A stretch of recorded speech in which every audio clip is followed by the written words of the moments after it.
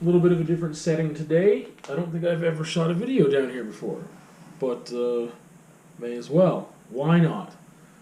It's pretty bleak down here. We're going to be talking about despair anyway. I don't remember. I need to remember to do this in the future, and I keep forgetting. I try to be good about writing notes for myself, like prompts of like, oh yeah, talk about this in the vlog or whatever. Or if it's like a prompt for something art related as just like a reference point to do something creative. And I don't put enough information or detail, so sometimes I forget the real source, and that might help. So, as this video is titled, I forgot the phrase now. Despair is a sin that cannot be forgiven. And I don't remember if I was watching a show or a movie or I read it in a book or a poem or a magazine article or an interview or a podcast. I have no idea. I don't remember where that phrase entered my world. I know that it was sometime in the past month or two, judging from my text that I texted myself a note. Despair is a sin that cannot be forgiven. And I thought it was interesting because wherever I had heard it, I don't think they gave enough context for me to know even how they were meaning it, and I started thinking about it, and then I was like, oh, I can talk about that sometime, because I think it's interesting. And so today, I was looking into a little bit of the real meaning of it, and its origins and where it came from, but I wanted to talk about my initial thoughts, my initial reaction to that as well, before I get into the realness of how it was intended. So when I first heard this term or whatever, I started thinking that, how could I interpret that? Like despair being this unforgivable sin, that you should never feel despair. Why? Because there's so much beauty and positivity and love and amazingness in the world. Because that's the only thing I could think of at the moment, was that you shouldn't feel despair because there's too many good things to not feel despair. That you should never allow yourself to get to that point because that's just ignoring all the beauty of life, I guess is how I would put it. And as I was thinking about that, I thought, you know what, you don't want to sit in despair for too long because that's true. There's a lot of beautiful things in life. However, that ignores the fact that I'm going to sneeze. So, I guess I'm going to yawn instead. Excuse me.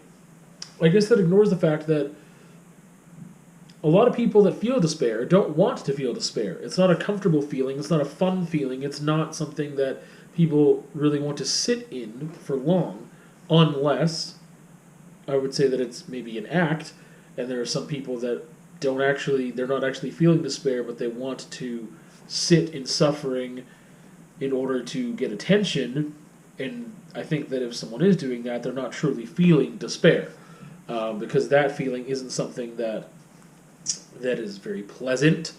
However, the facade of that is different. So, to say that, despair is an unforgivable sin, I started thinking like, well, it's not really that much of a choice. I mean, there are things that one can do sometimes to attempt to bring themselves out of that state. It's really not easy to do. It's really difficult to do if you're in such an extreme state of I would say, pain. You're feeling despair and you feel hopeless, and that nothing good will happen or will change, then it's really difficult to pull yourself out of that alone. It's really difficult to do something, to be motivated, to give energy towards something, even if that thing will help you. Because despair is like feeling things are hopeless. It doesn't matter what I do. It doesn't matter if I do this or do that. Everything is going to end the same. It's going to be horrible. And you feel doom, possibly, and that everything is garbage and nothing works out. That all sounds really overdramatic, but that's what feeling despair is, an extreme feeling, And to say that it's an unforgivable sin. Like I said, coming from this place of like, let's look at how beautiful life is, and like if you are in despair too long, like that's a sin against yourself. You're taking away your own happiness at a certain point if you sit in that space too long, or that it's just like, oh man, what a shame is how I would put it. Not a sin, but like it's a shame to waste all these beautiful minutes and hours and days and months and years we have on this earth that are so precious that it's a shame to waste that time feeling this way again. But how do you don't decide to feel this way? I don't think so. It's such a horrible feeling, one that I've been feeling somewhat the past couple days, that it's such a horrible feeling that why would you want to? You wouldn't want to feel this. This isn't good. It's not fun. It's not something that you are choosing as like this fun thing to feel. So it gets complicated there because again, I don't think it's a choice. I don't think it's something that you choose to do that's great and awesome and whatever. And if you are feigning despair, then that's disingenuous and it's a whole other thing, and you've got a different motivation. So those are my initial thoughts on thinking about this term, like, oh, despair is an unforgivable sin. And then I decided to look up kind of where the origins of that phrase and where that came from. And if we're talking about sin, we're talking about Christianity generally. So, at least when we're well, whatever, in context. So I'm going to read a little bit that I got from the New York Times that kind of unpacks this a bit. What mysterious cruelty in the human soul to have invented despair as a sin. Like the 7 deadly sins, despair is a mythical state. It is no quantifiable existence. It is merely part of an allegorical worldview, yet no less lethal for that. Unlike other sins, however, despair is by tradition the sole sin that cannot be forgiven. It is the conviction that one is damned absolutely, thus a repudiation of the Christian Savior and a challenge to God's infinite capacity for forgiveness. So, basically, how I interpret that is that you are refusing forgiveness as a possibility for yourself, or you're basically refusing maybe assistance, God's grace and love, or whatever else. And because you're refusing that, you can't be forgiven. But I mean, you don't want to be forgiven in that. And what does this have to do with forgiveness necessarily? Feeling despair is a sin. It's so confusing. Feeling despair. I don't think I have to do anything wrong in order to feel despair. You know what I mean? Like, the feeling of despair is what apparently is incorrect and wrong, which is also stupid, because it's not a feeling that you'd want to feel. That's like saying, someone in your family died, so you feel despair. You feel so sad and overcome by sorrow that you don't feel like there's a hope for you to get out of that hole. I understand. I was going to say, like, how is that a sin? But I'm like, I understand being in that space for too long would be a waste of your potential in this life. It's like it's like the talent thing of like not using your talents would be like a sin. Would be like, man, like you could be just flourishing and helping people and helping yourself and whatever else with your talents, and you choose to not use them and be slothful. You could relate it back to that, I guess. That would make sense. But just saying that, feeling this type of sadness is a sin, and what that has to do with forgiveness, again, I'm like, I don't get. But there's part of the origins of this phrase, I guess, was that it is the sole sin that can't be forgiven because you don't how did I put that? Let's see.